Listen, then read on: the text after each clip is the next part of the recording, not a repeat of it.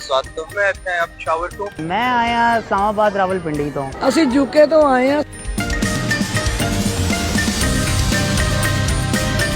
ਜੋ ਸਾਡਾ ਸਵਾਗਤ 에ਅਰਪੋਰਟ ਤੋਂ ਲੈ ਕੇ ਇੱਥੇ ਤੱਕ ਇਸੇ ਦੀ ਗਵਰਨਮੈਂਟ ਨੇ ਬਹੁਤ ਕੀਤਾ, ਬਹੁਤ ਸਤਿਕਾਰ ਮਾਣ ਦਿੰਦੇ ਆ।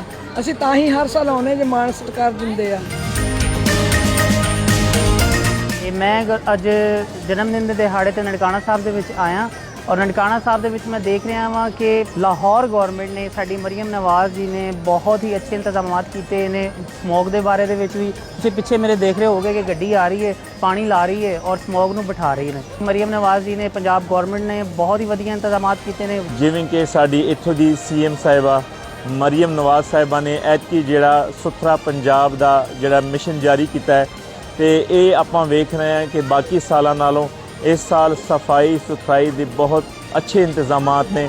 ਉਸ ਤੋਂ ਇਲਾਵਾ ਵੀ ਮਰੀਮ ਸਾਹਿਬਾ ਦਾ ਅਸੀਂ ਇਸ ਕਰਕੇ ਸ਼ੁਕਰਗੁਜ਼ਾਰ ਹਾਂ, ਜਿਵੇਂ ਸਿਕਿਉਰਿਟੀ ਦੇ ਇੰਤਜ਼ਾਮਾਤ ਹੋ ਗਏ, ਸਾਫ ਸੁਥਰਾ ਪੰਜਾਬ ਹੋ ਗਿਆ। ਪੂਰੀ ਸੜਕਾਂ ਤੇ ਮਰੀਮ ਸਾਹਿਬਾ ਦੇ ਜਿਹੜੇ ਜੋ ਪ੍ਰੋਗਰਾਮ ਚਲਾਇਆ ਇਹਦੇ ਵਿੱਚ ਅਸੀਂ ਵੇਖ ਰਹੇ ਹਾਂ ਸਾਡੇ ਸੱਜੇ ਖੱਬੇ ਪਾਸੇ ਸੜਕਾਂ ਤੇ ਗੁਰਦੁਆਰਿਆਂ ਦੇ ਆਸੇ ਪਾਸੇ ਬਿਲਕੁਲ ਸਾਫ ਸੁਥਰਾਈ ਹੈ।